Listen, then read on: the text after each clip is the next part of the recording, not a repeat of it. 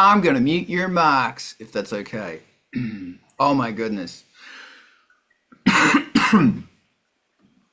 This is the Art of Rock. I think we're streaming. I can never tell. First and foremost, I want to thank the Tongva people, who are the traditional landowners of where I am sitting now, which is Los Angeles, California. I want to thank them for their resilience. I want to thank them for surviving. This is brought to you by, this is every Saturday we are here, hopefully, on Angelspit's Twitch, chat enabled. Great, so can I chat? Oh, fuck off. God, I hate Restream. Now it's doing this stupid shit to me. No, look, it works. Thank you, technology. I hate you. Every Saturday morning on Angelspit's Twitch. We also stream onto Angelspit's YouTube and Facebook, but that's a whole big bag of whatever. Follow that Twitch. We're going to keep it small and strong or whatever. I don't know. This is brought to you by Angelspit's Patreon. Many of the members are here. If you're not a member, you're absolutely welcome to be here. You could become a free member. It's there. If you can throw me $3 a month, that'd be great. If you can't, that's fine. Because right now there are far more important things than money, which we'll be getting to. DJ Recovery Rate, thank you. And oh, that's you and you. Okay. Angel, the new Ice Planet 9000 album is kickstarting now. Patreon members get a free copy. And thank you for backing it, Rob. So yeah, and even if you can't afford a copy, it will be eventually on streaming. In fact, we're now starting to stream the tracks out, and the response has been really good. So check out that Kickstarter. The Industrial Incisions playlist is Razi. You should be online. You should be dancing. Yeah. Thank you. Industrial Incisions playlist. There, go get it. There's a whole bunch of bands on there. And there's some bands, actually, Rob, I don't think we have any of your tracks on that. And Alex, you owe me a track, and Ivan, you owe me a track as well. So if you're on the Patreon, please, not only send me the Spotify link to a track, but also pimp that link, because we got to work together. Wow, there's something we really need to talk about today. Vulture Culture, Wednesday nights, brilliant. Fucking brilliant. I was watching his thing on the Kawaii K3 the other night. Oh my god. Oh my god. The guy's a fucking genius. You need to be watching what he does. Then there's all this other stuff I'm not going to bother about, but something I am going to bother about is MTV TV, because when we're done here, we're there. We're going to stream on over to MTV TV. MTV TV is a very dangerous place, because if you go there, you will find a new favorite band. I fucking promise. I absolutely promise. And if you want to find a new audience and you've got a video, email them. Send them your videos, because they will play you. And they also have a Patreon. I want you to go and support their Patreon. And speaking of Patreons, I want you to definitely check out Razi, who is our co-host, who is currently in an airport. That's fine, because you're such an international traveler. There's, man, I've just got a gift for music. Have you noticed that? Razi's YouTube and Patreon and Bandcamp. Please check that shit out. It's awesome. Welcome to the Art of Rock. We are streaming on YouTube and Facebook. Oh, good. Okay, so I want to talk about the gig. Ice Planet 9000 had second gig with Auto Dealer in LA on Wednesday. It was a good gig because actually during the second song, I'll be honest, it's really interesting that I've got a notepad in front of me that's telling me what to play, but I just blanked. And I just went, how the fuck does this show go? And it's not push play on a laptop and hope for the best. It's fuck, everything's working, but my brain is not remembering how it goes. And it was interesting because I got to this one part where I went, you know what? I'm not going to do this. I'm going to do something else. Because my finger slipped. I went to an F instead of an E. And I just went, I like that. So I kept fucking around with that for like 2 minutes, and it was really fun. Yeah, it was fun. I'll then go into the marketing of it. Like, yeah, it was really fun. And it was, There was a part at the end where probably didn't sound very good on the stream, but we recorded it. It sounds amazing on the recording, which we'll get to, we'll release later. 5.1, it's awesome, where I'm beating the shit out of the blaster beam, and it sounds fucking great. I was so happy with that. And I didn't intend on doing that. I just went, fuck it, I'm going with it. And I'm always, it's really interesting, like, because ambient music is supposed to be, oh, ambient music. But there's parts in it where it's like, I want to fucking go off right now. This is space music, and sometimes stars explode or meteors crash into other meteors, and that's a big, terrifying sound, so I want to go there. I'm really trying to free up my mind from the expectations and everything else. I'm really bound by the expectations of, I don't know who. It's very interesting. That's fear, kids.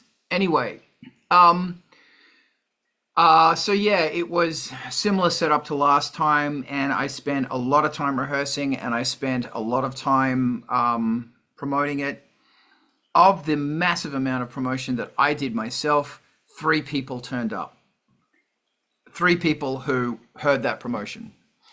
And it's interesting that everybody else who turned up, and the numbers were terrible. They were terrible. And they've sort of made us reconsider a lot of things. But everybody else who turned up, either myself or Matt personally spoke to and personally said, hey, you should come to the gig, and personally stuck a flyer in their hand.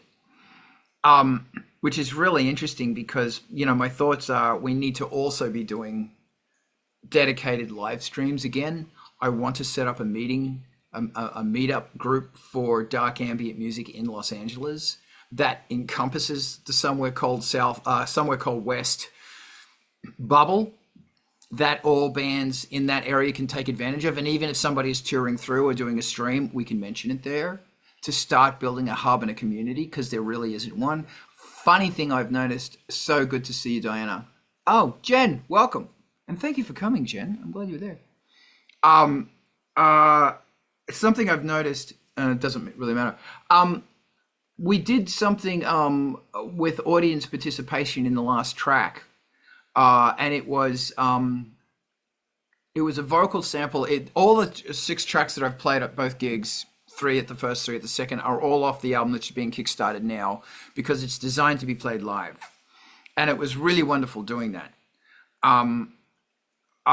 So the last track was based on a track called The Wave. And The Wave is a sample of me singing a phrase that is designed to go in basically a canon.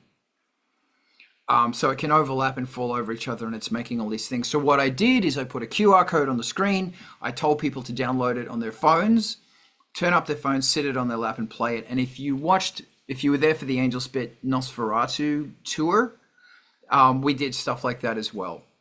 And it was very effective, and it was kind of creepy because everybody's playing the same thing, but within 10 seconds of each other. So this sound is whizzing around the room. And in that situation, it became quite terrifying, I thought. But with this one, it was a very nice, calming thing that had a tricky note at the end. And because of what was going on, it created this really nice atmosphere of this floating thing in the room while I was playing pads, and then went onto the blaster beam and went crazy. That sort of audience participation is really, really fun, because people are not obligated to be clapping their hands or singing or doing anything. They can just do it on their phone, sit it on their laps. And plus, when there's a room full of these people, it becomes a really lovely, it can become a most wonderful surround sound ambient experience, because if phones are going off all around you, the sound is really around you. And at one point I was playing that big vocal sample as well, that vocal loop, and then I pulled it out and it was just in the house, and it was lovely. And the vocal, it actually went for like, I think about 13 minutes or something, or 12 minutes, the actual thing itself. And it was a mono MP3, low bandwidth, so it was fast to download. Then I asked people to put their phone in airplane mode so they weren't getting pings, and they were playing it directly off their thing. Because that's the thing, is if you play it off YouTube or something, you might get an ad. There's other really fun things you could be doing. For example, you could have either images on the phone or just color. They can just be a block of color that you're sitting there, and the color might be very slowly moving from reds to blues to greens or something. And when there's a whole bunch of phones doing that, it can become a really pretty. You start building like really pretty atmospheres. Um. Uh. Oh, cool. Thank you, Jen, for telling me that that person. I wish you'd jump in and have a chat. Seemed like everyone was way into it. It was really fun. Thank you, Jen. Um, uh, does anybody else want to throw in ideas about how you can engage and use the audience in a Rob? Tell me. I think I think since COVID, crowd participation has become the norm now. So if you think about Twitch and people streaming on YouTube, there's so much value, social value in paying attention to what the audience is doing whilst you're whilst you're streaming or performing. So think about people writing in the chat, interacting with you, making things appear on your screen. People enjoy being spiritually connected to the leader of the band. So you think about that. It's you've got a community as a leader. You're projecting your thoughts and your emotions and your vision, the thoughts that are embellishing the song, and everyone's participating as a community. And I think they get a lot of self-appreciation, or they get their own voice heard by being able to contribute. And I think what you did in that concert was super powerful because you empowered everybody to be a participant rather than a cold observer. And I think that was super powerful what you did, Carl. It was really good. Thank you, Rob. Could you actually hear the sound through that video? Could you actually hear the? You could in some lows you could hear all of that voice sound because I was listening for a while and I couldn't hear it, and then all of a sudden I could hear it. And I think it's when you actually lean forward and look down to the audience, you actually stop playing. That's when the sound starts flowing through Mm, to the stream. mm. But yeah, it was really cool. I was curious what you were doing because I thought the same thing. If you used YouTube, you would get ads and problems like that. But that's really cool. Mm. And also, I should really throw out to Matt. Matt's set was great. Matt's set was. It if there were cobwebs in the speaker, in the bass, there ain't no cobwebs there no more.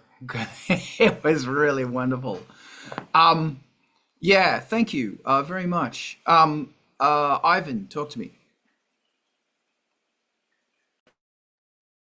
I think there's a number of ways that you can, engage audience participation.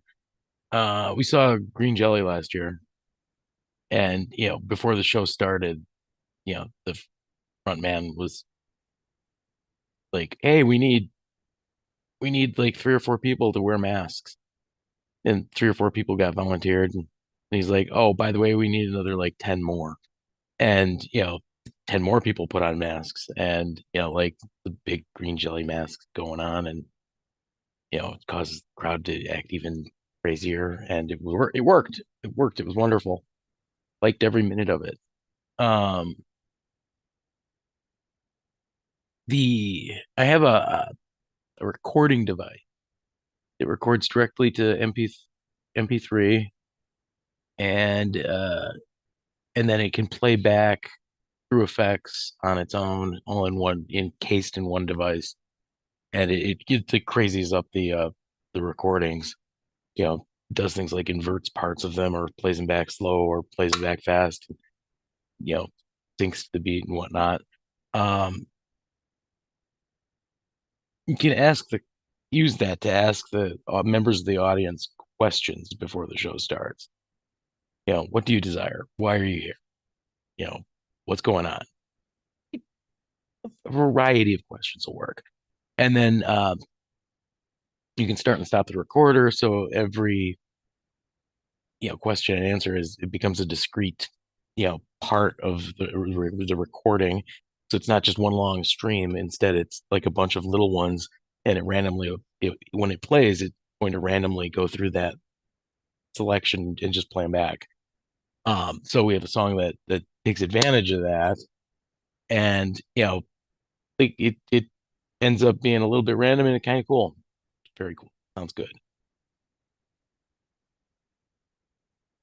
I love that idea. Thank you. That's great. Thank you, Alex. What are you thinking? Yeah, what you did reminded me of an performance art piece I saw where the artist had 100 keyboards, toy keyboards, tuned them all to the same note, and then just played them. It was like a massive drone. And maybe if one were to take your what you did to another level, you could make a specific site where you have like a button people could press, and maybe have a pentatonic or something, which is like the same thing but like a bit more uh, involved. I don't know. No, that's great. Something I do. I have an idea, but I want to hear. Thank you, man. I appreciate that. And what's really interesting is that phones aren't too good at replicating big bass subs, but you can use that to your advantage. Like you can still have something that's low and rumbling on your phone. I would love to figure out how you can hack. You could do this in the olden days. Actually, send them the fluttering. When they vibrate. You could actually set them to vibrate. You could send them a message to vibrate. Can't do that anymore. But thank you, Alex. Rob, where is your mind? Yeah, I was thinking the same thing, but the challenge would be is not to create noise, but to create harmony. And I think the way you could do that would be, and to avoid the lag issue, what you could do is have a web page with an individual control that somebody on their phone could use. And that might just influence a light or a graphic on the screen and a filter. And so they could hear it when they were playing with it, that they're interacting with it, but they're not inserting noise and chaos where it just becomes incoherent.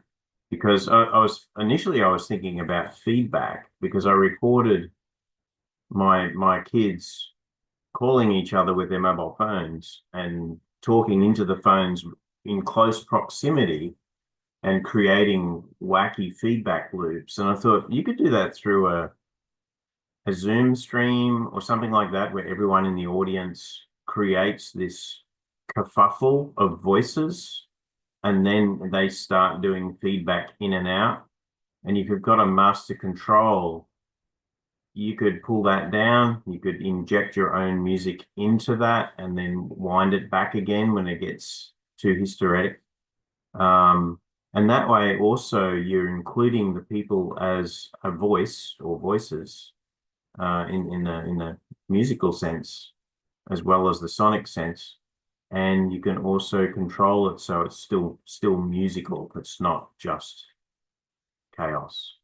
Because if it was more of a sound creation workshop, then it would quickly become just noise and chaos, I think. Yes. Thank you. And also, DJ Recovery Rate says, can you have a small transmitter locally at the venue to avoid the lag? Yes, you can. A lot of the stuff, I want to pick up on that. A lot of the stuff that I do is reliant on lag, and it's reliant on shit being out of time, because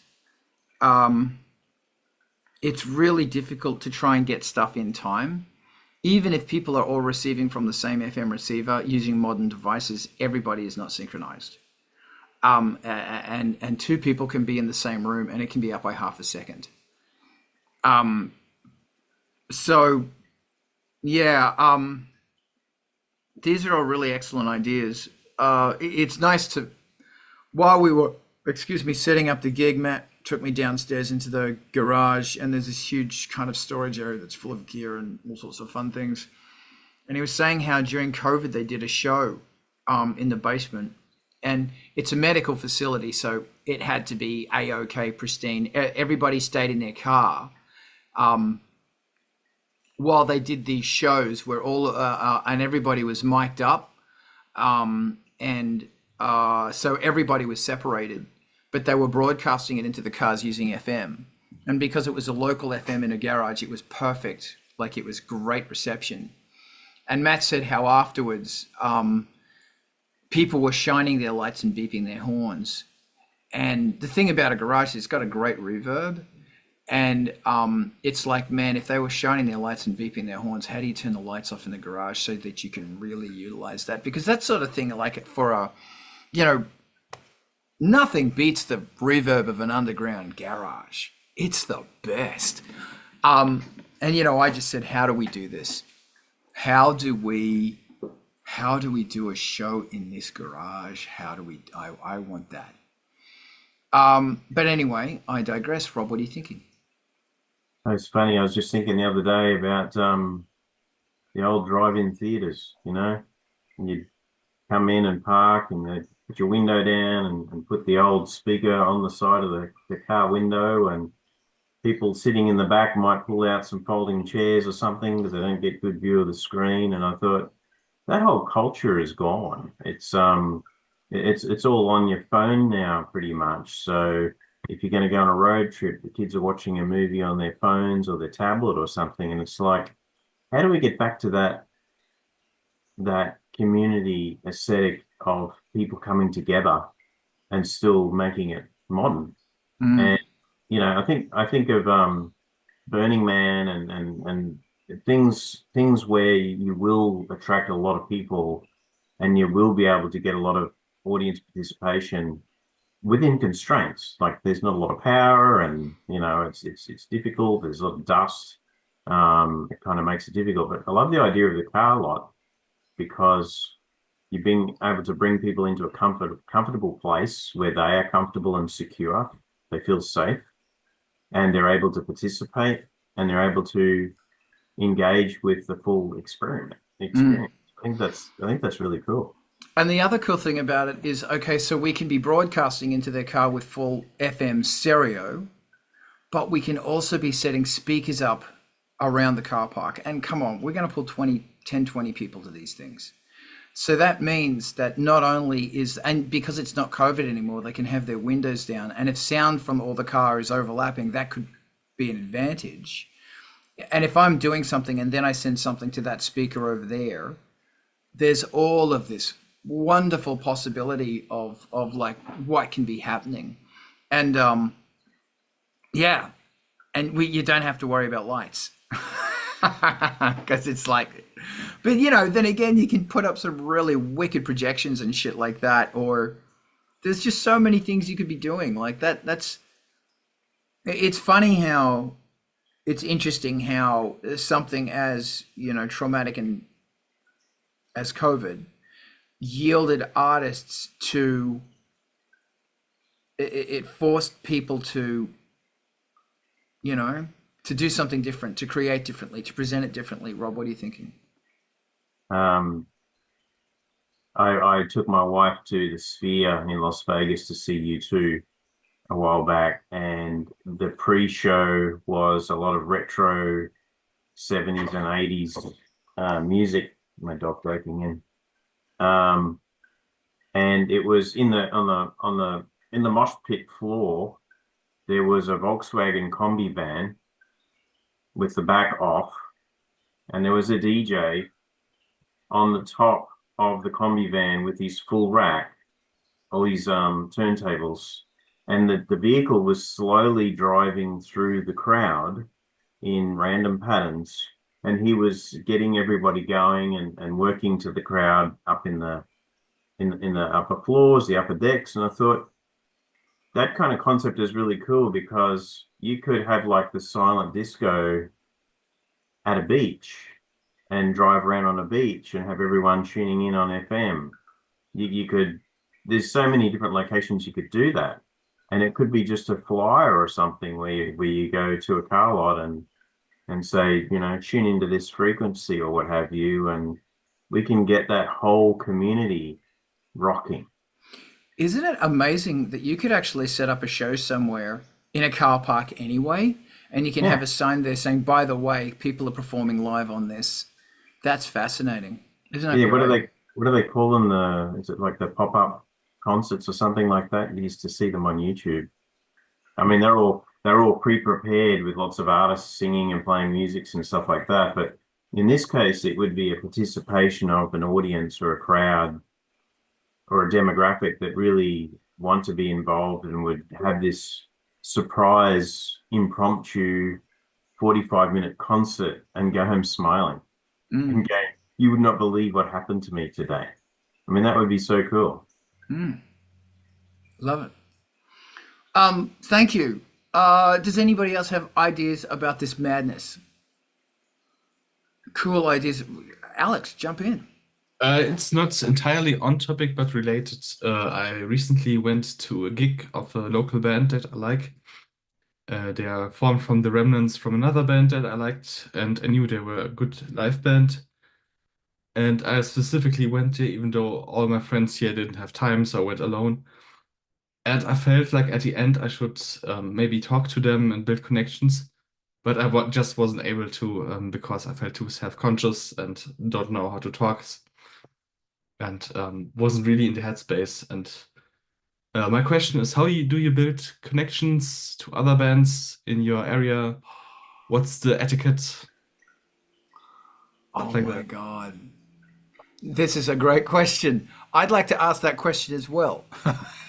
Hi, because I don't know.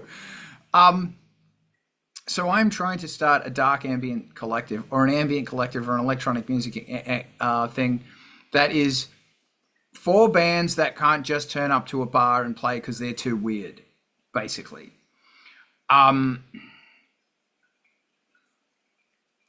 It's really hard because I made contact with several bands and I said, come to the show and I will to see what we are trying to do. Guess how many turned up? Yeah. I don't know. I don't know. And I don't want to be hijacking this conversation, telling you how pissed off I am, but people need to actually, Rob, hijack the conversation. Go. Yeah, we chatted a bit about this when I visited you in LA. If there is a center of mass out there for dark ambient or you know, anyone who likes what we do, it's very disparate or it's aging, right? Like you would think that it's a community that we're not connected to or it just ain't there. And yet I see a lot of DJs who are highly successful and have massive followings in the dance and trance kind of music.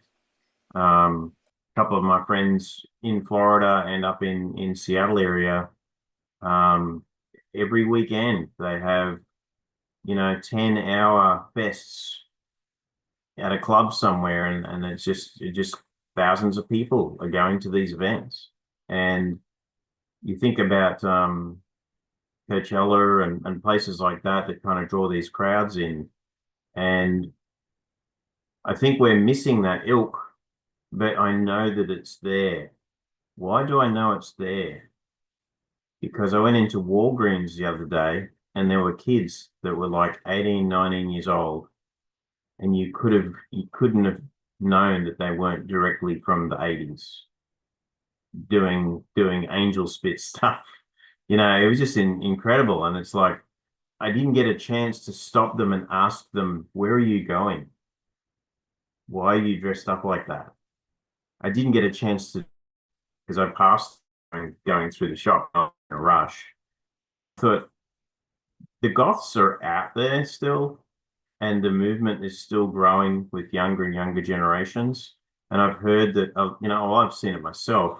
I go to some of the, you know, there's a Rocky Horror picture show event in Orlando not so long ago. among the 80% of people my age and older that went and all dressed up, there were 20% were young kids all dressed up. So there's definitely a movement out there. The challenge is understanding how to connect into that movement of that younger generation. And, you know, I know that you've got one of those social groups, Carl, that you're connected to, but I don't think it's a younger generation. I think it's just an aging generation of artists.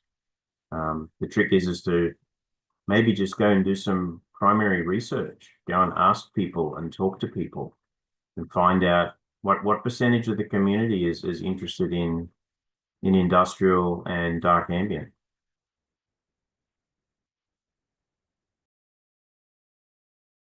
Okay, yes. Thank you. Thank you very much. I'm going to go in after Ivan. Ivan, I want to thank you, Rob. Ivan, what are you thinking? This is a people thing.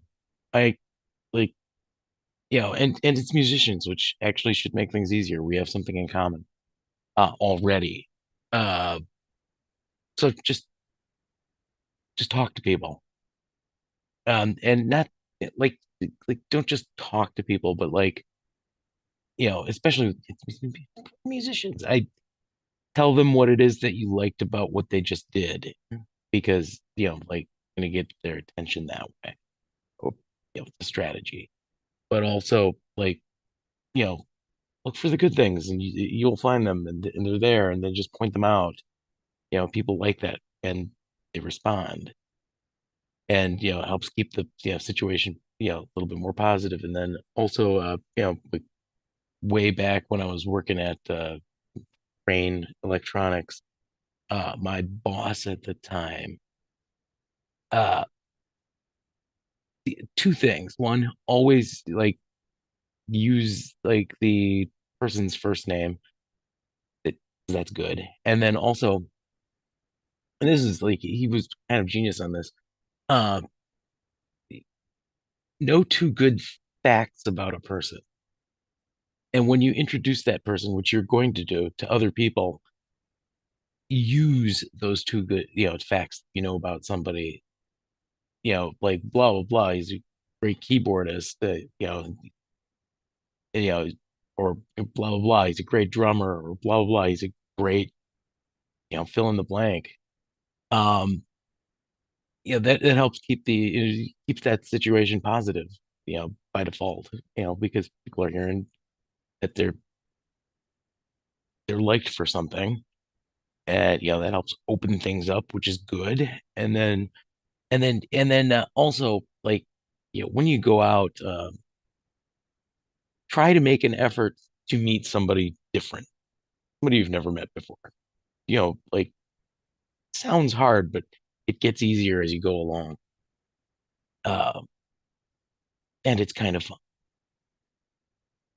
So, you have a lot of opportunity here, and just need to take advantage of it.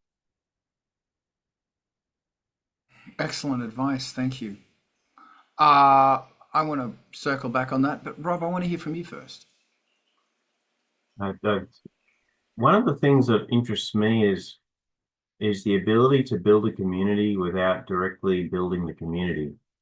And if you think about modular synthesis and the rapid growth of it since COVID, if you have a modular synthesis fest and you allow musicians to play back or compose and or improv at those venues, like in different corners.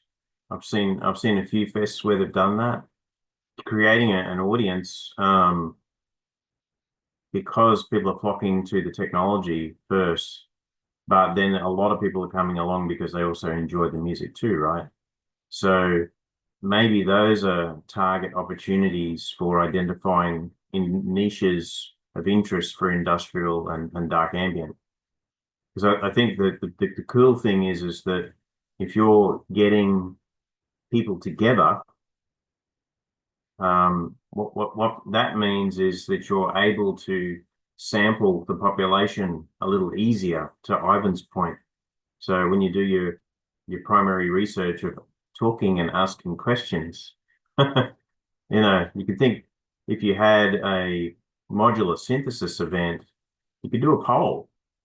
Just do a poll and ask how many people are composing for hip hop, how many are composing for dance, how many are composing for industrial, how many are composing for rock, you know, you'd be surprised. That might be a good way to sample a community on the spot to get feedback and then also get their age demographic.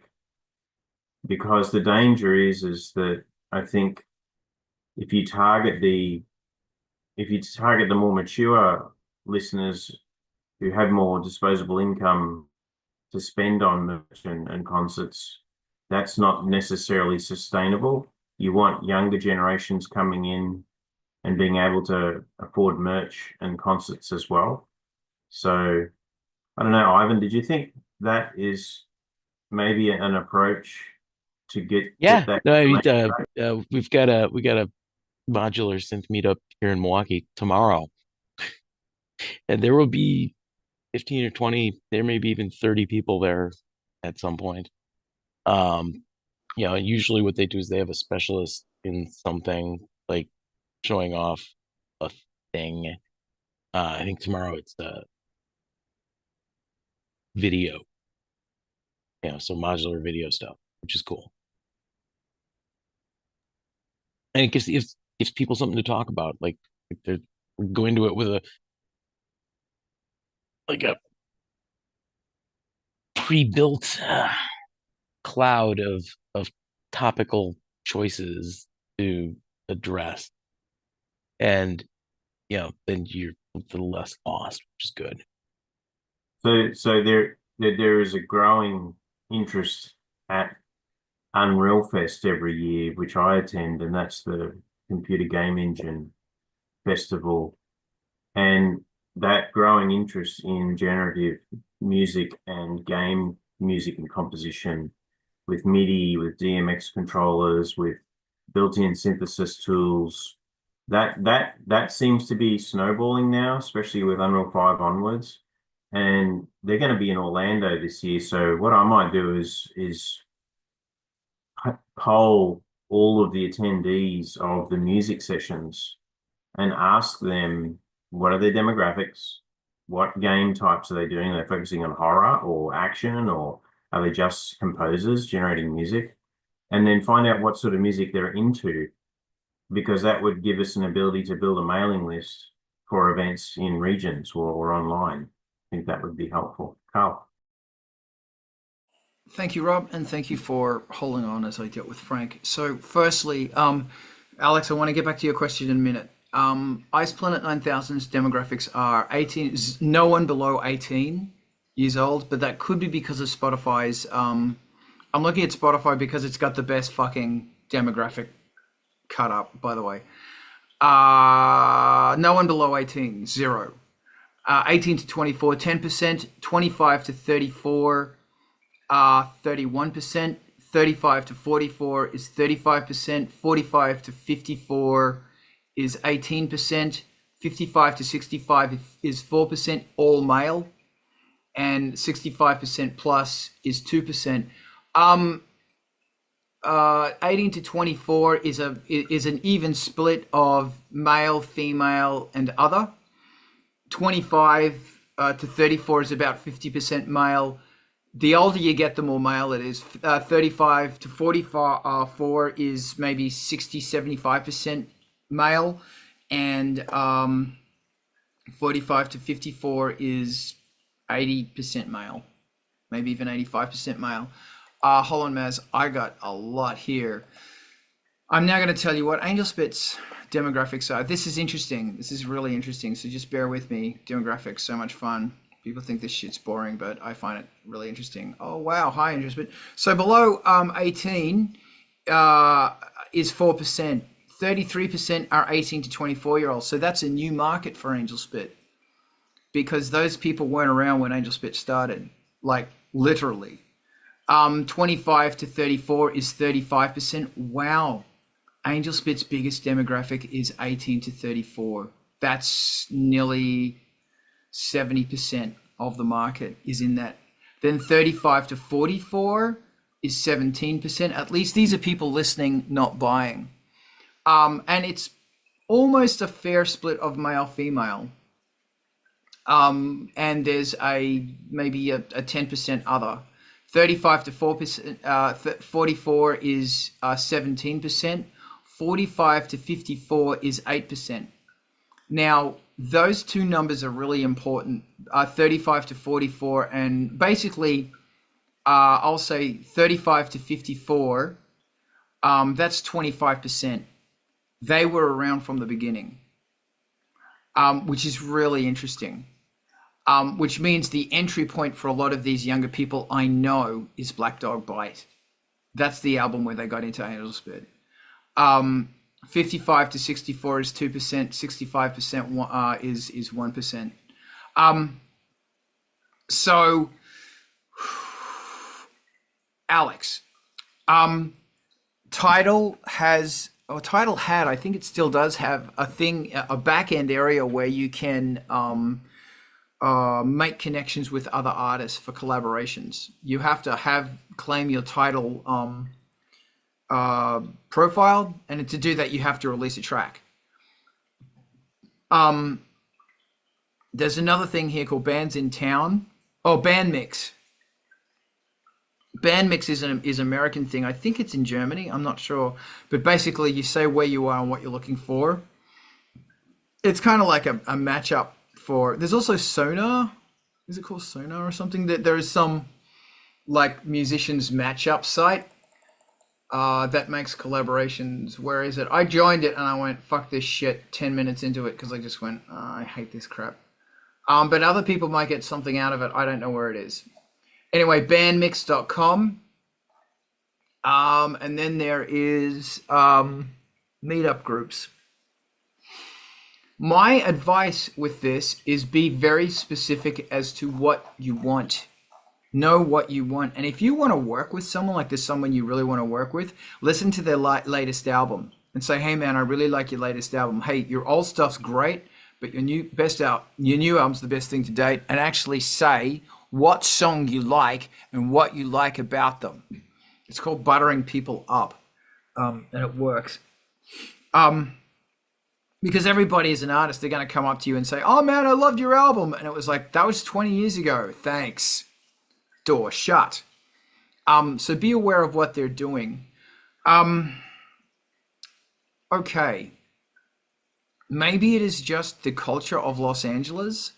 I don't know. I remember it was extremely easy, very easy starting a collective in New York, very, very easy in Chicago, and of course Ivan's gone. But LA's hard. Sydney, it's what we did. Australia makes collectives. You drop something and there will be a collective of people who have dropped something. Like, it's insane. I know Canadians do it as well. Oh my God. The collectors we had in Australia were, like, there was this thing called Primary Darkwave. I may have told you about this. Primary Darkwave was an industrial band, and to be on it, you had to be in an industrial band that had been playing live. It had 200 bands in it, Australia-wide. 200 fucking bands, and 100 of them were in Brisbane. Who the fuck knew? Then we started Crash Frequency, which was another collective. But to get into Crash Frequency, you had to have a release, and you had to be being played overseas, and you wanted to go overseas. Like, it was serious fucking bands. We had 50 bands in that one too. And everybody was helping each other, and they were going into the bands that weren't in it and didn't qualify, and we were pulling them in. In fact, there were quite a few bands who didn't qualify, but we pulled them in anyway because it's obvious that they're going to qualify. It wasn't gatekeeping. Well, the only gatekeeping is if you're a lazy fuck, you're not allowed in. That's it. There's something very weird about Los Angeles that people do not. I can't. I just don't know. That conversation we've had, Rob, nothing's changed. I'm going to start a meetup group. I'm trying to start. What's really interesting also is that audience and people who come to these are the last people I would expect to be coming to these. Because those cool kids who are into Dark Ambient sure as shit aren't into what I'm into. And I thought that, modular community, they're all into Dark Ambient or X, Y, or fucking Z. They are, but they're not. Maybe I haven't tried enough. Gee, I don't know. Maybe I'm not cool enough. And that's the thing about LA is you got to be cool enough. Like, look, man, I don't want to sound honest, but it's how it is. Um, I just can't. I just can't. And I'm trying so hard. And as I was saying before we went live, it's like, at what point do you say I'm wasting my time now? I'm wasting my time. The fourth Ice Planet 9000 album should be halfway done now. It is not, because I was focusing on these live gigs. And sure, there's stuff that's been achieved that wouldn't normally be achieved, but I need to weigh up what that is. Because for me, my pyramid building, you know what I mean by pyramid building? The building of my legacy, the building of my product are releases. So I mean, like, even the stats of, I know who I know, and getting people along who I don't know is really hard. So maybe it's very, very different you're in Berlin, right, Alex? Fucking how many times have I said that wrong? Julius is in Berlin. You're in, remind me, Hamburg? Cologne. Sorry, I can't click. Göttingen. All right. Far smaller city. Okay. Germany might be different because it's a cultural thing, maybe. Gee, I don't know. It's definitely a cultural thing, but I'm not familiar enough with, I would assume in Berlin it would be kind of easy. But anyway, so what's important is that I keep going myself and that I keep trying myself. But I have to be really careful where I invest my energy, because pearls before swine. Great name for a band. I think it was the name for a band. I don't know. Pearls before swine and we are many. Legions before swine, pearls before legions. I don't know, this shit writes itself, and we are many. Yeah, that's what I got on that one, and there's a whole bunch of other shit I want to say. But in answer to the original question, there's a bunch of links, and you could try other places as well, but know what you want and know what other people want. It really is dating, man. This is dating. Fucking it's dating. Okay, I'm curling up into a ball now and dying. Maz, say something nice at my funeral now. Go. Hello. Yeah, I was just watching on YouTube and I wanted to jump in on Alex's question because it is a very good question on yeah, so I do like what you guys are saying about like knowing what you want and being able to approach other people with that.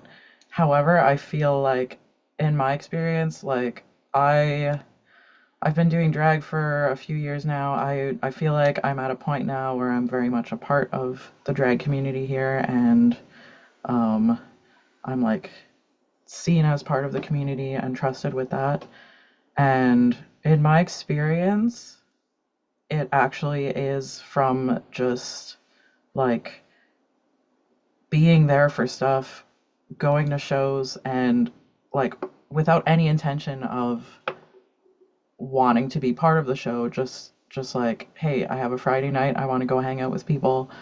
I know that the people that are like me are at these shows, so I'm just gonna go and have a nice night and like make small talk with people, talk about their lives, what are they doing, because like it takes that space and that trust and that time build up to actually like for a community to develop, and that's very valuable to have that space of like, hey, I'm here, everyone is here because they have something that brought them here, and we have, and maybe it's enough just to have that in common, the fact that we're in the same city and something brought us to this place. And if that keeps happening enough, or you keep seeing each other, then it's like, hey, we're part of a community now, which is a different approach and a much more time-consuming approach, but it's also worth something. And also some advice to speak to your original question of approaching people that are in the band. like the band that just performed, I feel like it might be good to just like step down the anxiety of, oh my gosh, I wanna, like, these people performed and I would love to perform with them or collaborate one day. Like maybe instead of your goal being I want to talk to them about collaborating, maybe your goal is like a little bit lower and it's just I just want to say hi and just like, hey, good set. I hope I see you again. That's it. Because that'll give the space for like maybe you do see them again, and then maybe eventually you collaborate, or maybe you find out that they're dicks and you don't want to collaborate, but you don't know yet. So yeah. Thank you.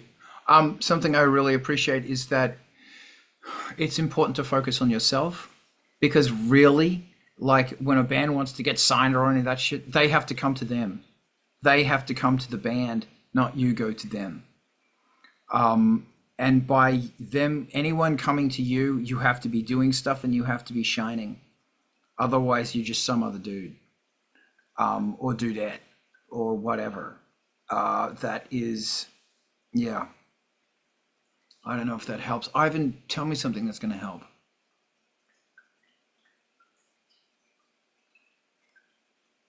Probably won't tell you anything that actually helps, but um, I I'm totally lost as to what I was gonna say. The yeah, I will get back. Okay, keep your hand up, and I'll just let me know when it hits you again. Thank you, Alex. Talk to me. Yeah, thank you, Mess. I think that's was exactly what I was thinking of. Maybe I should just write him on Instagram, so hey, I like your set or something. I don't know. It's probably the best way. And another point about LA, I think LA and Berlin have the same problem that these are places where people go to make it. And where I am, it's just maybe 50 to 100 bands that gig just for fun. I think I only know one band from this town, Guano Apes, which actually made it. But other than that, it's just hobbyists. And I think it's nice to build a connection because I don't think I'll immediately, right now, I'm just a hobbyist. So I just would want to build connections. I'm probably moving away anyway, but it's just, I think, a good habit to get into. Okay, for sure. Ivan, talk to me, Ivan. Thank you, Okay, Alex. I remember where my brain was at. The first things first, like in New York, you can put together like a collective by accident. It's just gonna happen. Like that is a New York thing. In Chicago, it takes a little bit more effort, but you will get dragged into one, kicking and screaming. In LA, you're probably it's not gonna happen. Um, like that's like because that's kind of not where mindsets are at all the time. Like really, but at the same time, one of the things that I like about LA is when you meet somebody new, like you're out at the Edison, for instance, and you just met all of the special effects guys for a Marvel movie. Um, one of them's gonna look at you, upon meeting you and be like, "Oh, what do you do?"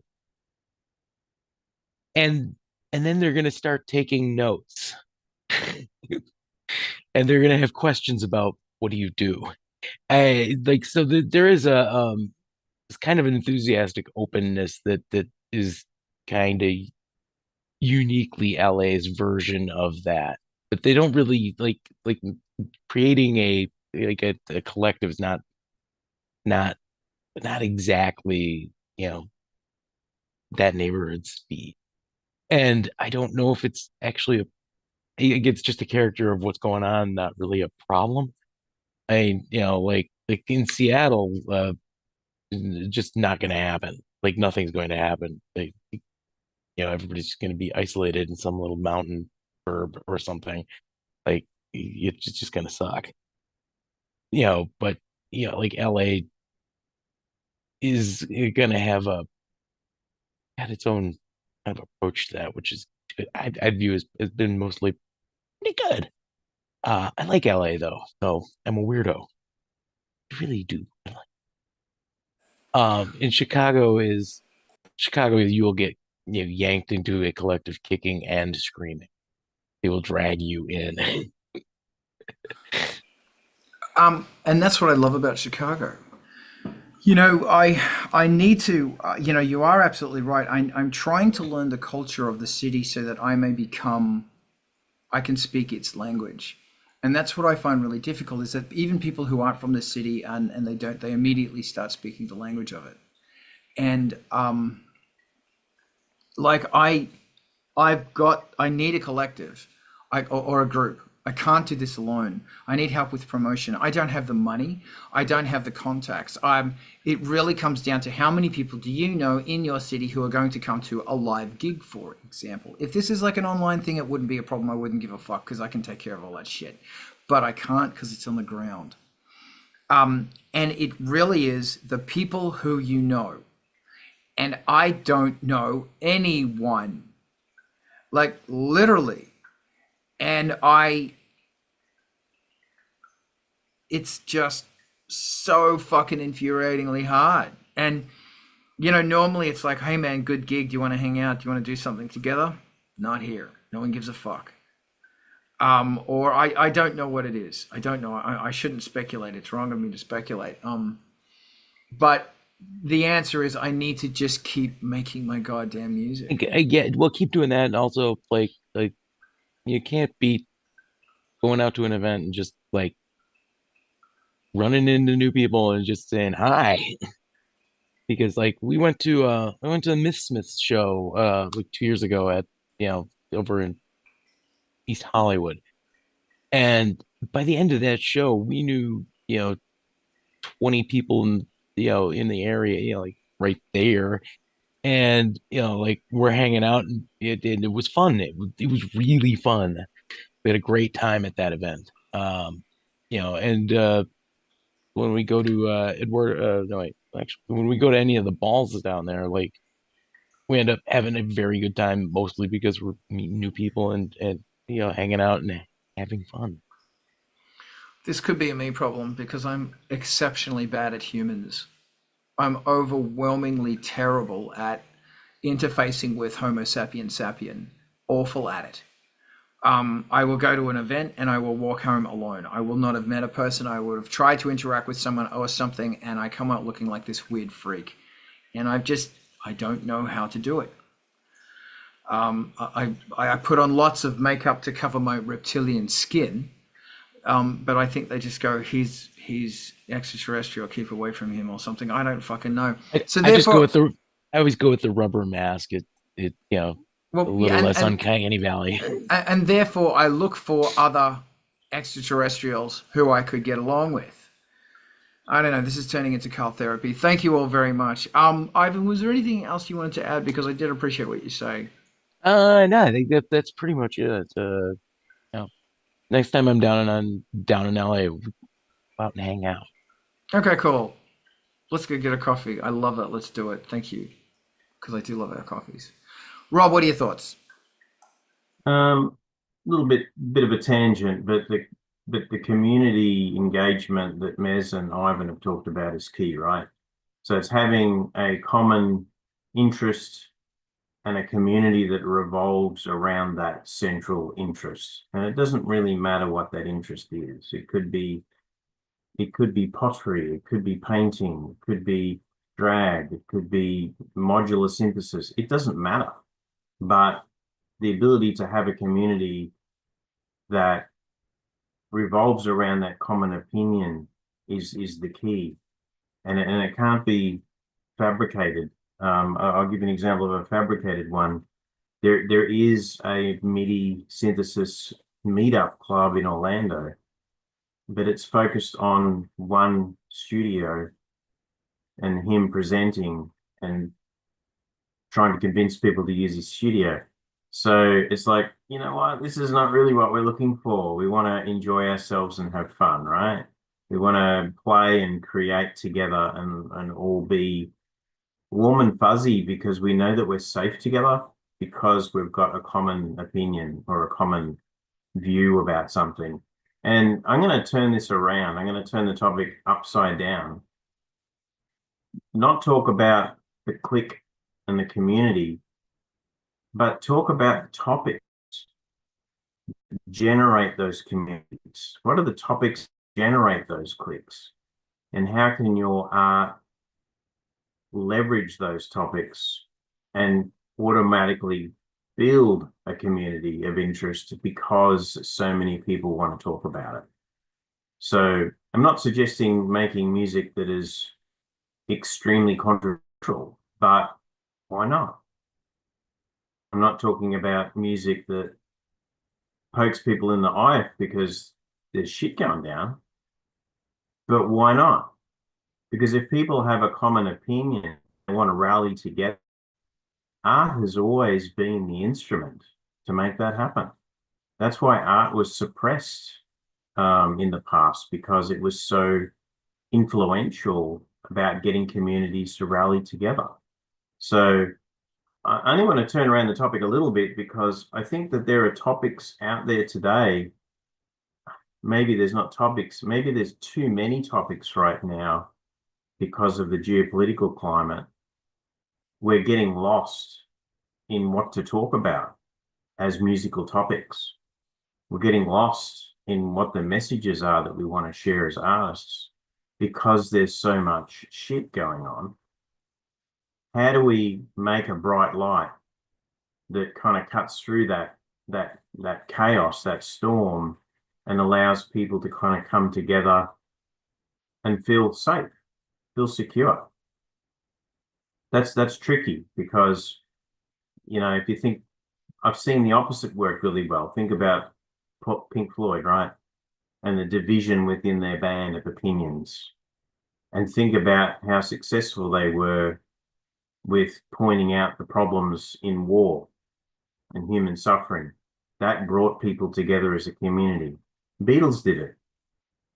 So where are we in 2025, in the middle of the shit, in all of our countries? What is the artist's role in providing hope and guidance? And what are the key messages do you think we should be focusing on, whether it's industrial or dark ambient? Because to me, dark ambient is an escape. It's not addressing the issue. I'm removing myself from the shit and immersing myself into space. That's my safe place. But if I want to address the shit, that's industrial.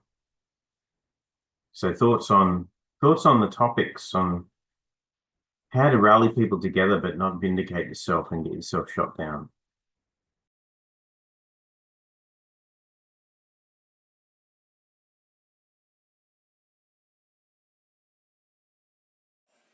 Maz, your hand is up. Did you want to talk about this, or did you want to? I was gonna go into more like building relationships and building groups. But Okay, well, I really want to talk about what Rob's talking about, but I want to yeah, hear you. So we're gonna finish off that. We're gonna put a cadence on that one with you, sure. and that's probably actually going to move into what Rob was saying as well. Yeah, sounds good. So yeah, I absolutely relate to being like having to put on the makeup on my reptilian skin and then walk away as the weird person that no one can relate to. Um, and a couple years ago, I listened to an audiobook, a bit of a self-help audiobook called Frientimacy about building intimate friendships. And the thing that really helped me is there's a tool that they use in it called the Frientimacy Triangle, which basically I I have it. If you need a visual, it's there in the Zoom chat. So the basis for it is positivity, and I would say honesty is also very important. And the two things that build it up are consistency and vulnerability. And that's how you build like actual relationships, whether it's with a group or an individual. So consistency and vulnerability, you have to build both of those, because if you have like a lot of vulnerability and no consistency, then you're just oversharing. And if you have a lot of consistency with no vulnerability, it's just like very shallow. You don't actually have a relationship with that person. But yeah, and going along with that would be like the patience of actually like building trust with people. And I feel like it's very easy when we don't put it in this perspective to just walk away from things and say, "Oh my gosh, I didn't make a single friend at that party. What am I doing? No one wants to talk to me." I know I think those things. So I just sort of wanted to share that because, yeah, it does take a lot of patience and like a measured sharing of vulnerability to get to a place where we can like have more communities and building of these kinds of things. If you will forgive me on going a little weird and mushy on y'all. Weird and mushy is most welcome. And well, this is about vulnerability, isn't it? Okay, Rob. Thank you for bringing that. We actually kind of talked about this a little bit beforehand. So thank you, Maz. I think all music and all art is has the potential to be weaponized. And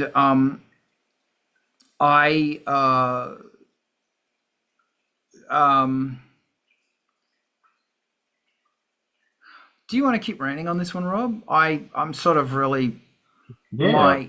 please. But yeah, think about exactly what Maz just said about vulnerability and positivity.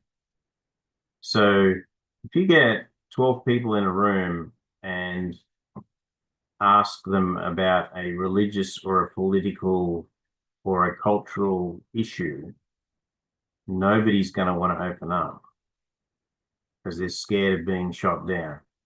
They're scared of the hate. But what if they went in there with confidence, knowing that, well, at least we're all aligned on this one particular topic? And if the lyrics of that topic are a little controversial, then at break time you're going to have discussions at the bar. You're going to have discussions at the coffee table. People are going to be talking about that, saying, "What are you on this topic?" You know, and you start to develop that safe zone again because you've got some vulnerability being expressed at the table. Well, you know, I thought this before, but I changed my mind.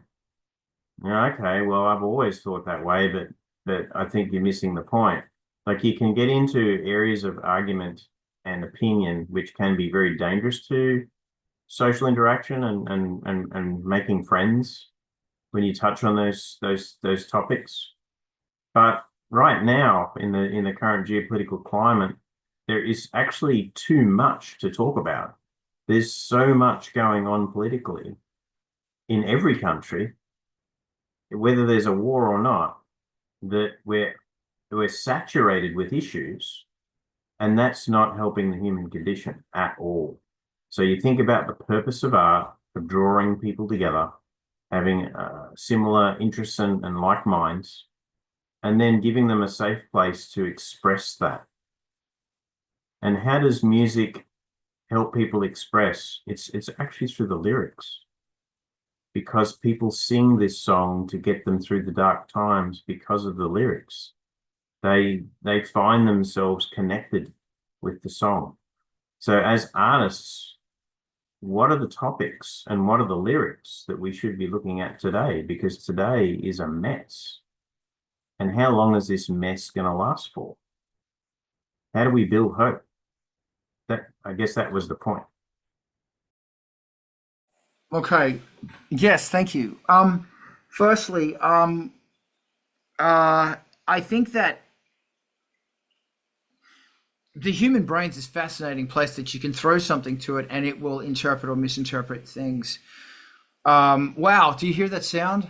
That's the ice cracking beneath my feet.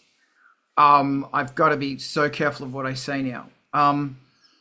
I think that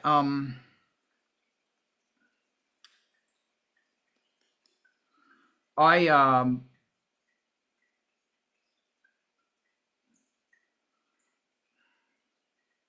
can use any form of music to unify, whether it has lyrics or not. Because of the audience that are in the room, and something I can do is stand in front of a group of people and start a revolution. I can do that. I can't go into a coffee shop, have a conversation. I can't walk to a club and have a conversation. But by God, I can walk into a city and start a resistance movement. I can do that, which is really weird. And I've done that before, but not fucking collectives anyway. And it's not me, it's the music. And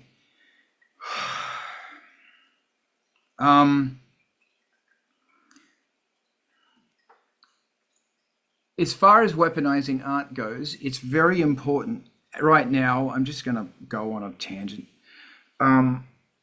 It's really important that you become a leader and you become a beacon of positivity, and you become somebody who is putting things to calm.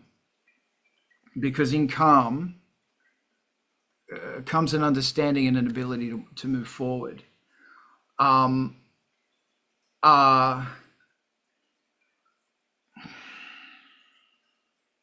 Somebody else should take over at this point. I think what I said before, Carl's, still applies. I escaped through Ice Planet 9000, but I addressed the issue through industrial. And so where is the calming going on? Well, it's both. One is releasing frustration and the other one is finding peace, right?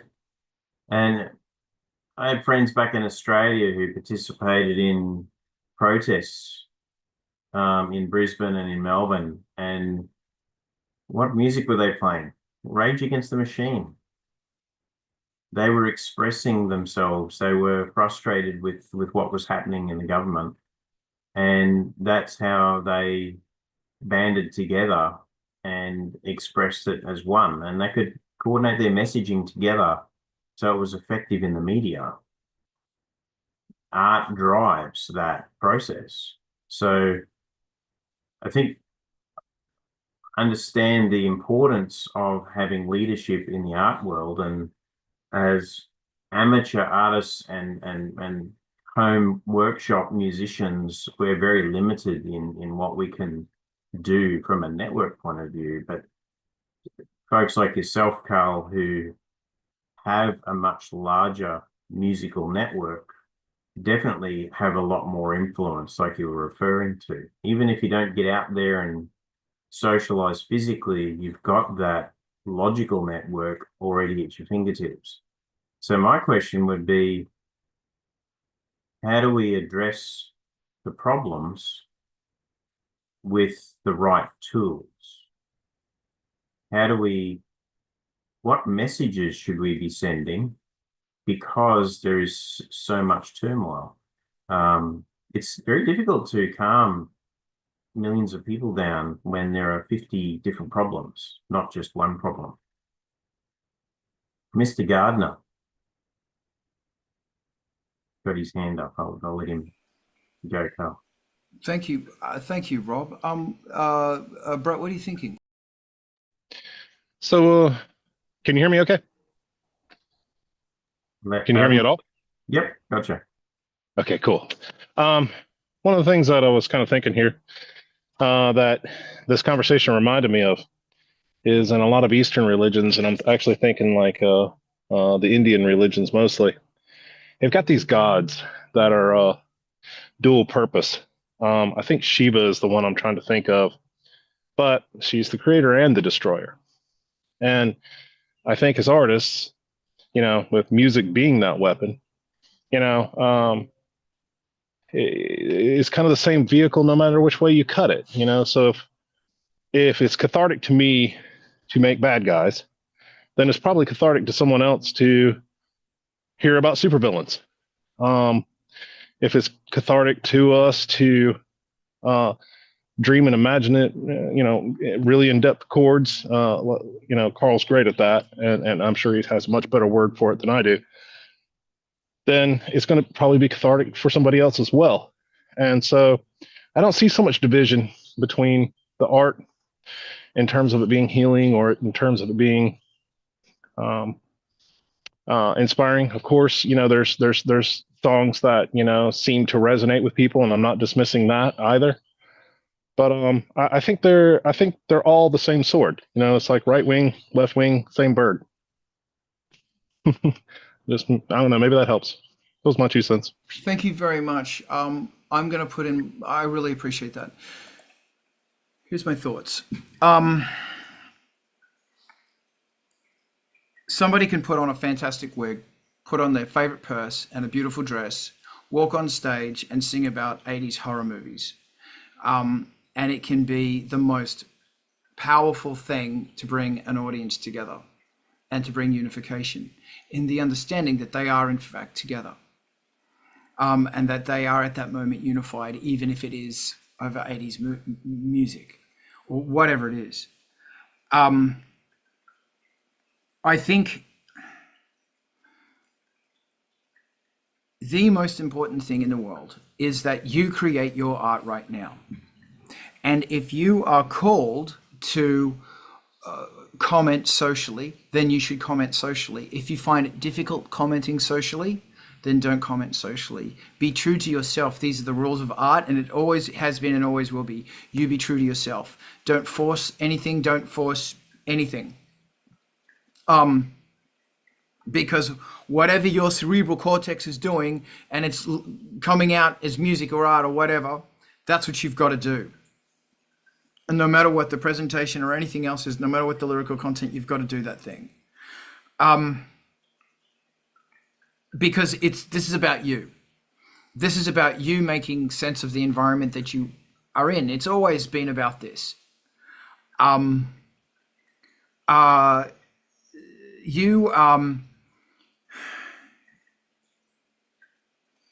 You need to do this for yourself.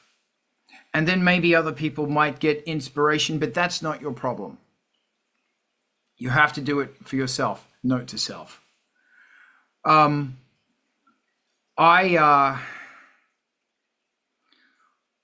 have become so, for the love of God, I don't want to talk about politics, but I have become so cautious about my lyrics and about what I say in my lyrics, because they are very easily misinterpreted, because that's the style that I write in. And also the style, the commentary that I'm making is that, well, shit ain't blue or red. It's much more complicated than that, because there's so many other things that have been feeding this for such a long time, nationally and internationally. I think that the question that I am constantly asking myself is, how do I make this a positive and empowering thing for those who are going to listen to it, and for myself? Like, there's absolutely the truth and the honesty about the art, but knowing that there is a responsibility that these are going to fall onto vulnerable ears, that there is increasingly things that I don't talk about, that I don't mention in lyrics, that I don't go there with.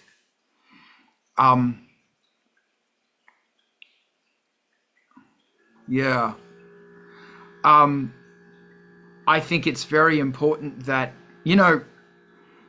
I want you to consider this, that when I hear you are making music, it is encouraging to me. That when I hear that, even though everything going on in Alex's life or Maz's life or Rob's life or Ivan's life or Rob's life or Alistair's life or Atom Bomb's life or Brett's life or Mark's life, you are converting that into music. I took times out, I made a song, it was good. And that to me is a really powerful thing, because it's hope. It's hope that there is a part of your mind that is still working. There is a part of your mind that is saying, fuck you, I won't do what you tell me. Thank you for the Rage Against the Machine thing before Rob. It is taking something nonsensical and horrifying and turning it into something beautiful or terrifying in Brett's thing. And I do love your terror, Brett, by the way. And Aaron, it is creating something that you are motivated to do something and not just sit there and panic. And in doing so, inspiring others. This is so important. So, Alex, what are you thinking? I really feel you on the misinterpretation of lyrics front, because I'm much the same way, and it's one of the problems I have with writing lyrics, is that I'm afraid of being misunderstood.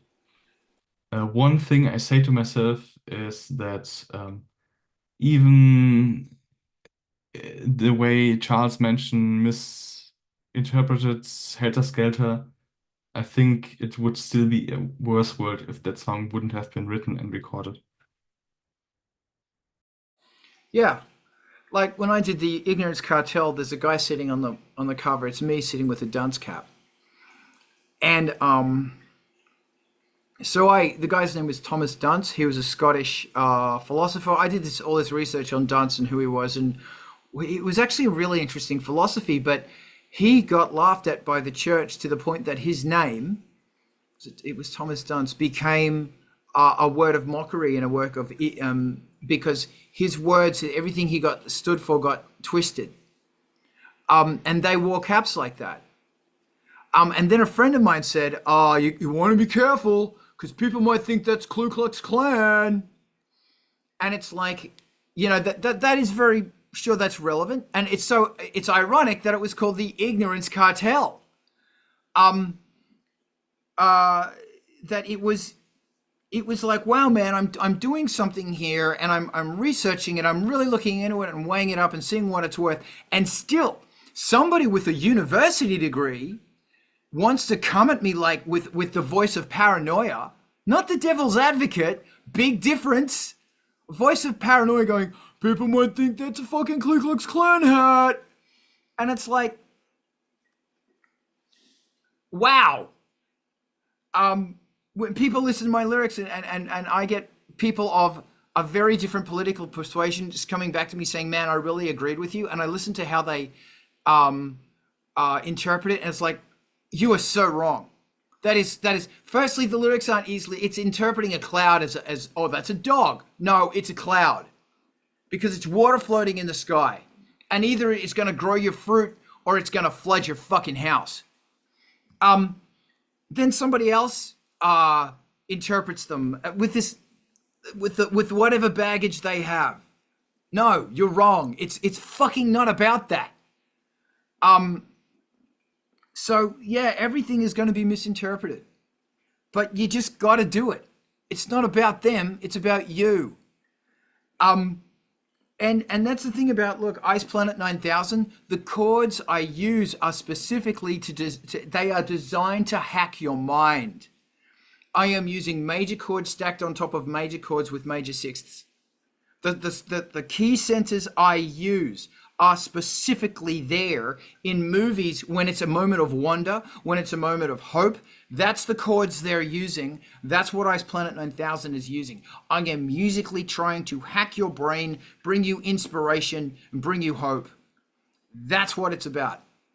And with Angelspit, I've actually learnt, Angelspit used to be a lot of minor stacked on minor, but now it's major stacked on major, because if I'm doing that with a fuck yeah, fist in the air lyrics, it brings a feeling of bravery and boldness. And these are Wagnerian concepts, literally Wagner, who is a screaming lefty, but who gives a fuck, and a bit of Debussy and some other guys as well. But my point being is that I've really researched this, and I've really gone, look, if the lyrics are being misinterpreted, then maybe the music itself can also be hammering it home.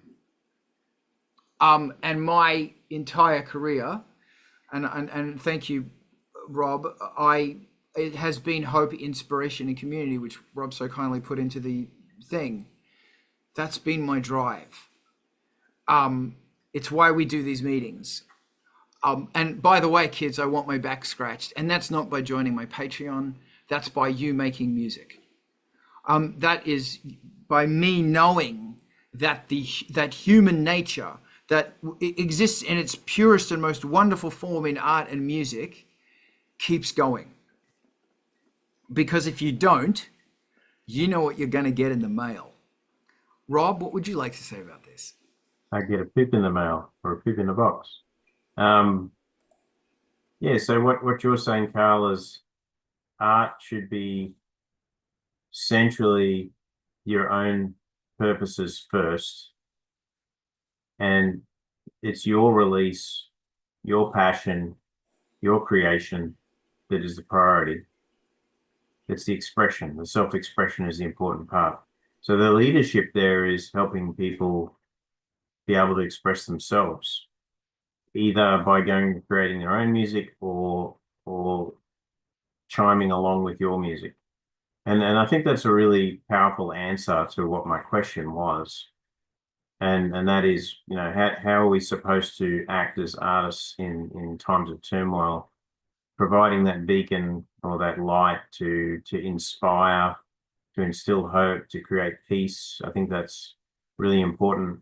And it's at odds with the concept of social responsibility when we say that the art is deeply personal and private and selfish. But it wouldn't come out if it wasn't. You can't share your opinion if you don't have an opinion. Or what are you going to share if you don't have an opinion?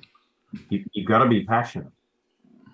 Go ahead, Carl. I absolutely agree, Rob. And there's also one other thing here, and that is one of the most amazing opinions you can have is by saying, I don't have an opinion, I don't know. And if you say, I don't know, you're getting into Buddhist enlightenment territory. But to be able to say, I don't know what's going on, I am confused, I am afraid, I will get through this. These are very powerful things. But yes, I totally agree with what you're saying. I'm going to mute my mic and you're going to keep talking. Yeah, and so that's how you're bringing people together, by saying, what do I do? What do I do now? Where to next? That uncertainty being resonated as a message helps pull the people together. May I?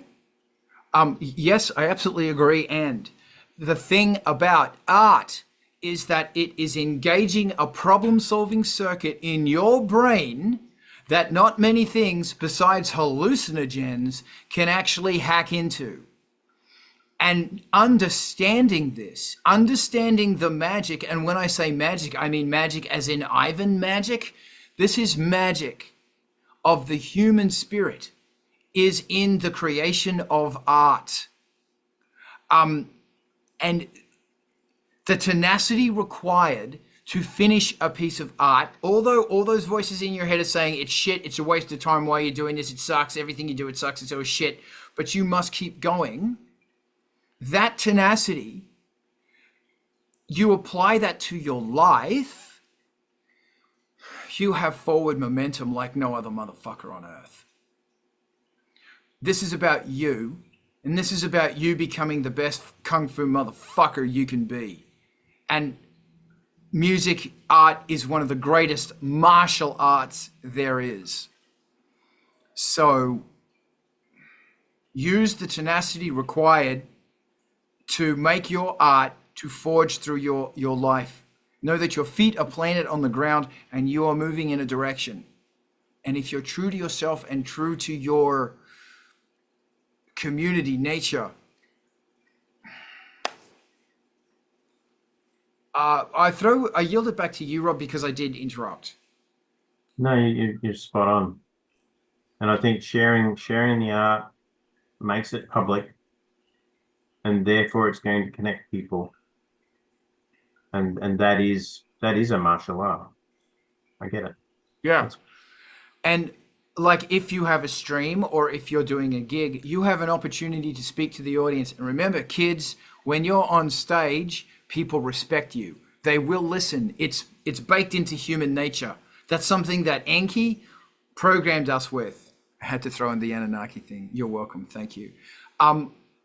People are programmed that if somebody is on a stage, if somebody is in an elevated thing, listen to them, especially if they're shrouded in light. I'm going to throw this to Brett now. So I just wanted to rewind a second. Mezzy said something about being afraid. No, I'm sorry. Alex said something about being afraid of lyrics being misunderstood. Honestly, that's kind of one of my favorite things. It's kind of weird because it's very revealing, especially if you get a chance to hear what they misunderstood. It for me tells me a whole lot about them, and is one of the reasons I love instrumentals. And even one of the ones that I'm working on right now, I let Melissa hear it a couple days ago, and in that regard, she thought there was lyrics in there, and she thought that the instruments themselves were saying certain words, and that there was a story in and of itself. And it's I don't know. I think when we talk about it being magic, I think this when it gets magic is literally when an idea in your head can affect somebody without it actually being words. It's all misunderstanding at that point, and I think it's cool. Yeah, absolutely. Thank you. And Rob, I'm loving what you're saying in the comments. This is great. Thank you, Brett. Ivan, talk to me. So we keep talking about making things safe. I don't know what that means. Because like we don't know what anything means, but musically, certain concepts become kind of important. Making everyone feel safe and loved probably isn't one of those concepts. Instead, you need to kind of modulate the opposite of that. What about the idea of it just dangerous enough to be cool?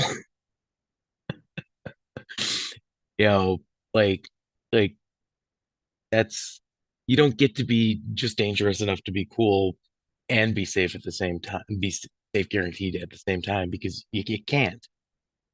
You kind of need to just be dangerous enough to be cool, and people do respond to that idea or that way of doing it. Thank you.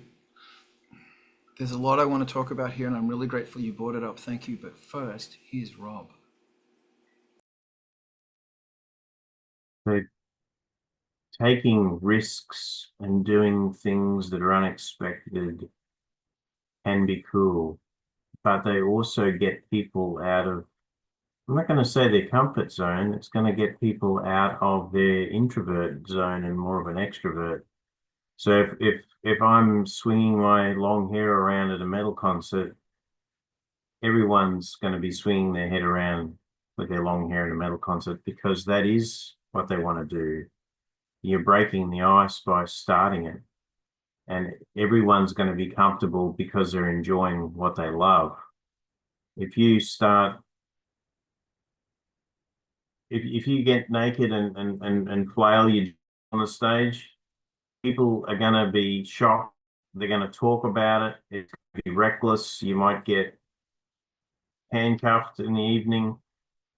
There's going to be some people who are going to do the same thing and flail their junk around in the crowd, and they're going to be in their safe space because they're like, we have wanted to do this for so long, and finally he's fucking done it. Right? It's interesting because it is a paradox. It's about release and freedom. And release and freedom means you're not feeling constrained or trapped. you are free. You are in a safe, happy place because you're hella loving it. I think that's an important point that you make, Ivan, is the value in many cases of art and the most memorable points in art history is people taking big risks to create a reaction, to poke the crowd and say, check this out. You weren't expecting this. Everyone take a picture of this symbol on the screen and you're all going to participate. I think taking a risk matters because you're waking people up. Good point. And thank you. And that's the thing, is that when you are waking somebody up, for you to do that, you had to wake yourself up. You are waking up this top area of the mind that does profound neurological calculations. That's the part that comes up with the big solutions. It's the big problem-solving area of the mind. And yes, I have so many examples of the first time I heard blah, blah, blah, blah, blah, something up here got turned on through, what the fuck is this? Like, absolutely challenged. I was also thinking about how, I don't know how much any of you are into David Lynch. Rest his soul. Well, his soul is still very active and not resting. Bless him. Look into his concepts on meditation, his concepts on creativity, because they constantly, Rob, as you were saying, and Ivan and all of us here, it is pushing the boundaries. It is pushing the envelope. And remember, you are a walking what the fuck. Because the music and the art that is inside you, that you're going to spend the next lifetime going, I need to try and find the truth of all of this. What is the purest form of this? And when you stumble on it, it'll probably be by accident. And you will go, what the fuck? I don't want to play this to people because people are going to freak out. That's when you know you've got it. You got it right. When you've got that moment of, oh, fuck, this is, whoa, too far. And that's become my gauge. And I can get to that gauge by being supremely angry. And the thing that I beat and I murder and I get the fuck out of the way is all of the expectation of what I am supposed to be doing, of what Angelspit is supposed to be, of what the audience is expecting, and all of that stuff. I need to close that shit down. And that's where that's where it is about boldness. It is about taking risk. It is about the risk to be yourself and to figure out a solution for yourself, because everywhere is telling you not to do that. And please remember that all of the fear and the terror that you're getting on social media and from your friends right now is shutting down this area of your mind that thinks higher thought. That's where music and art exists. It's shutting it down. Ivan, help. Yeah, I think one of the things that made Lynch was he looked at anything, like any possible new idea, and his response to it was, shit, yeah, I'll try that. He was always, shit, yeah, I'll try that. Also,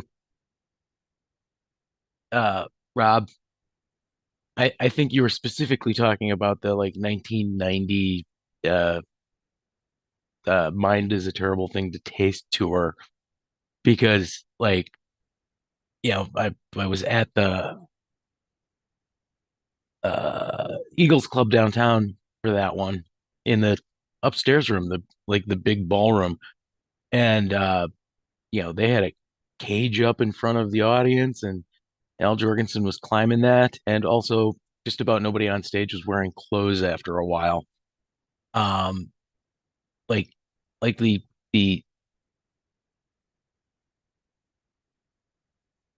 The video that they sell of the concert is tame compared to what it was actually like in person. So you were actually at that show? Yeah. Dude, I was bonding with Lux Voltaire over that video, in case he didn't feel like turning up. Is that it? Mm-hmm. We bonded over what the fuck? Maybe I should get a haircut. We were bonding over that VHS, which he got from somewhere in Lismore in 1991. Was it 92? I don't remember, but that fucking blew my fucking mind. Yeah, I went You to were one of the there. shows. I went to one of the shows that didn't get videotaped, and the ones that didn't get videotaped were even more off the hook than the one that you see the video of. Like the one that you see the video of is, by comparison, quite tame. I think that Wow. was later in the tour, whereas like Milwaukee was like their first or second stop. You know, because Chicago was just over here. The yeah, but the result was like it was they managed to completely completely cover the whole like this is so dangerous it must be cool. Yeah. Thank you. Did you want to continue there? Because I'm just cutting you off right now because I'm a bastard. Yeah, be a bastard. Okay, thank you. The question is, like, it's not your Rob put a really wonderful question here, and I love Rob's question because he's evoking. I love it. Is how do you wake people up? The question is, you can't. You can't. You have to wake yourself up. Like, you have to. And everybody's way of waking up and becoming aware is different. Like, that's the wonderful thing about this, is that it will go through different paths and it will show in different ways, and it will have something to do with something else, because in some way I'm incredibly closed-minded and my mind is shut, but to somebody else they're totally open like that. But whereas they're shut down in some way, but I'm totally open in that way. So it's about opening yourself up, and it is about creating art, or I'm going to stick to the art line because I'm all about making art. It is about creating art that for you is, in case you didn't feel like turning up, it's ministry, it's Skrillex. The first time I fucking saw Skrillex. Took as ill as you want about fucking Skrillex, but the first time I saw Skrillex. Saw him live supporting Atari Teenage Riot. And Alec goes, yeah, we found this guy. He's really weird. Maybe you like him. Alec Empire, sorry. And then I watched his set, and everybody is, and the weirdest, the craziest, feral fucking cyberpunk kids are standing on watching this kid going whoop, whoop, whoop. And they're going, what the fuck is this? Do we dance or do we throw him off the stage? 2 weeks later, he won a Grammy. And there's another story, but I won't bore you with it. But the point of the matter, it's the first time you heard Two Duck Park, the first time you heard whatever. First time you stood in front of a Francis Bacon painting, or whatever. There's something in your mind that gets turned on. It is the possibility of human nature, and it's the possibility of you, and that is a part of your awakening experience. Ivan, talk to me about. Okay, have you ever stood at like a stoplight? Yes. Everybody's just standing there waiting for the light to change. But then one person steps out and jaywalks across the street. Suddenly there's a flood of people behind him because he just made it acceptable to jaywalk across the street. And like, yeah, I think that applies here as well.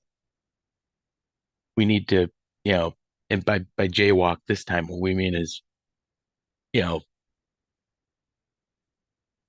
expand our minds, be free, and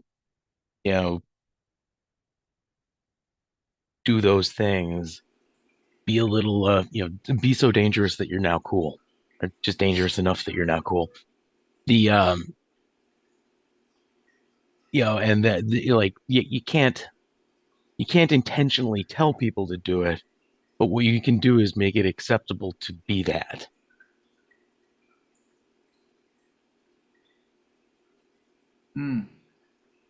For sure, absolutely, I agree. Yes. Let's step out against the light. Thank you, Ivan. Rob, the floor is yours. Yeah, I've really enjoyed this discussion, Carl. It's been really satisfying to hear everyone's contributions. And what I take out of this personally is that as artists, our responsibility is to be selfish and opinionated and do the risky stuff that we feel we want to do and express ourselves. But because it's being made public, we're essentially evoking emotions through our art, and therefore we're leading our own movement. So I think the question for me now is, what is my movement? What movement do I want to lead as an artist? And maybe that's what I'm missing to keep me motivated as a creator, is the mission. I think this is going to give me some bedtime thinking to work out what is my true mission in art, and how do I lead a movement. It's been great. Thanks, Carl. Thank you. And thank you, everybody. It's a nice place to end it. The thing to remember, I think, is that, and this goes back to why it is important to start collectives. This is the ulterior motive of mine to start a collective in LA. Sure, ambient music and whatever is important, but making people feel like that they are not alone is really, really important. And for some person to go, well, the universe gifted me with a brick.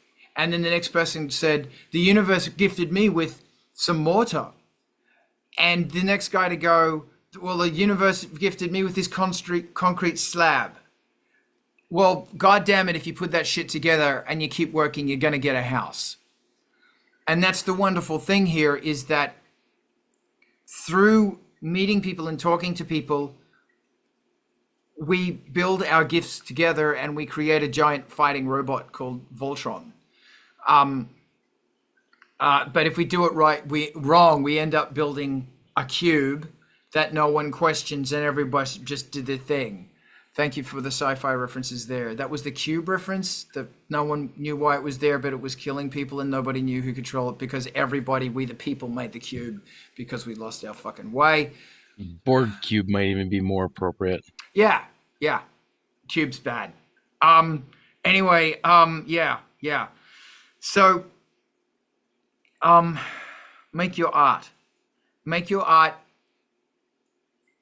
Just make your fucking art. Now more than ever, make your goddamn art. And every time you feel fear and paranoia in your head, turn it off. And remember to arm yourself with inspiration, with hope, with leadership, with knowledge. If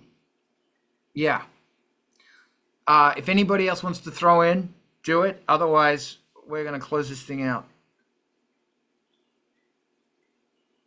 True fallacy. Is that Ryan? Thank you for joining us. And thanks, Jen. All right. So this is Out of Rock. Every week we're here. I got a feeling there's going to be a lot more conversations like this as we move forward, because kids, it's time to weaponize our art. There it is, every week, Saturday, I hope. If it's not, Raziel will take it, because Razi's a legend. This is brought to you by Angelspit's Patreon. If you want to throw me $3 a month, that's great. If you don't, join it for free, because there's a whole bunch of free content. And look, guys, I've got an ulterior motive here. And it ain't money. It's you making your art and us all inspiring each other. There's my Kickstarter. Back it if you want. If you're a Patreon member, you get a copy for free. And it's all going to be on streaming media soon anyway. Actually, a new track, The Wave, actually goes onto Spotify. It goes to streaming in 3 days' time on the 25th. Woo! There's a playlist. It's a whole bunch of bands. I want you to follow those fucking bands. I want you to like them and I want you to follow them up. Every Wednesday night, Alex does this shit. Talk about someone with a community. Alex is building a community. It's brilliant. Thank you to Rezi, who's currently caught up in an airport. We're sending you love, man, and we can't wait to see you again. Right now, we're going to raid on over to MTV TV. Diana, if you can get ready on the raid button. Because MTV TV is awesome. If you do something, I should get Alex to do this. Raid. Always raid to MTV TV after you do something. because we've got to keep it going. It's very, very important. And also, I'm going to start doing some more jams, streaming jams soon, just because I don't even know how to use Twitch because I am a Twitch ninja. Not at all. I am definitely not a Twitch ninja. You rock. Thank you for using that raid. I think we're raiding. Yay for raids. Join that raid. Twitch, you had so much potential. Anyway, see you next week, you rock. Bye.